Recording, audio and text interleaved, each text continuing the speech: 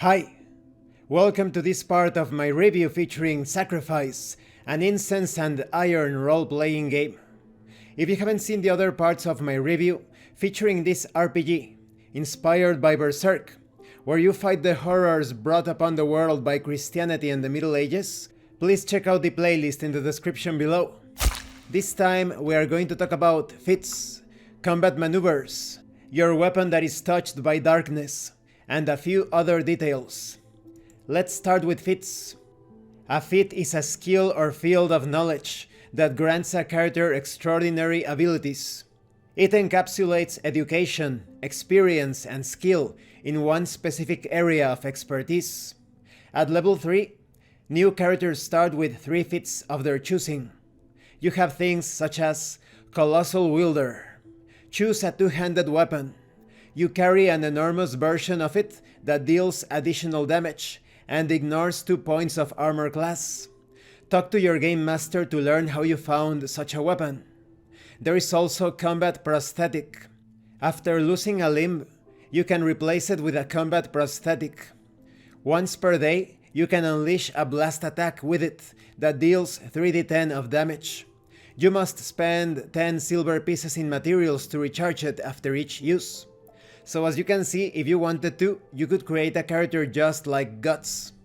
There is also Demon Slayer. You deal additional damage versus monsters, demons, and apostles. There is also Dual Wielder. You no longer have disadvantage when dual wielding.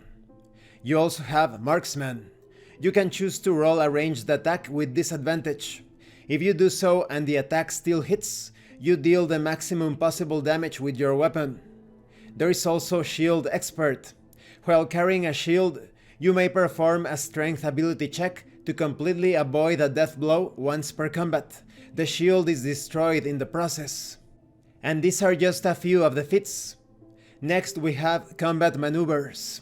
These are extraordinary special combat techniques.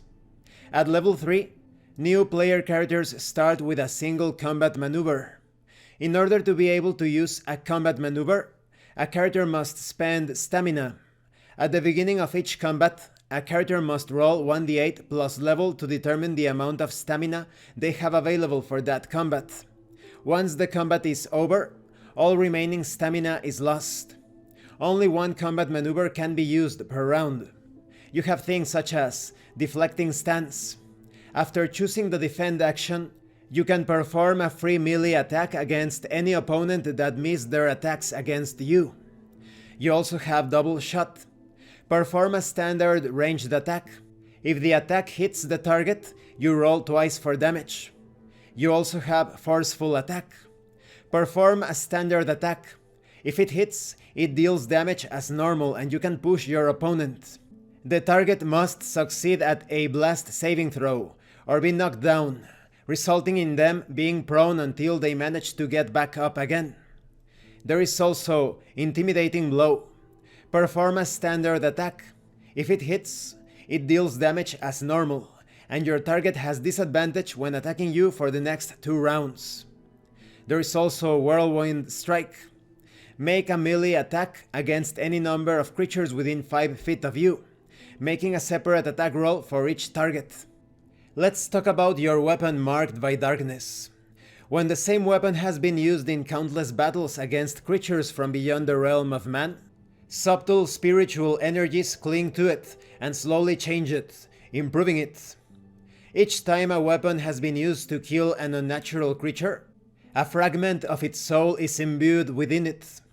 Once a weapon has absorbed 100 fragments, it grants a bonus to all attacks and damage done while wielding it. One of the character's starting weapons starts with d20 plus 10 fragments. As this is all part of the character creation process, you also determine your starting hit points. Because you are stronger than the average individual, you start with many more hit points than average. Your armor class is 10 plus your dexterity modifier.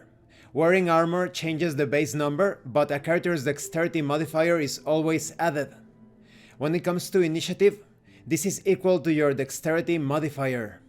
And this concludes this part of the review. In the next part we are going to talk about the finishing touches.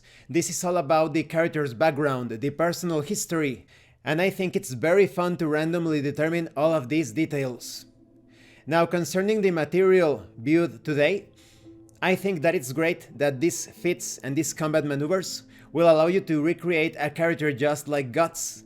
Everything that Guts does in his battles, when he engages in combat, throwing his knives, using his prosthetic cannon arm, using his huge sword to push the enemy around, to inflict guillotine type of cuts against his enemies because his sword can pretty much slice an opponent in half quite easily.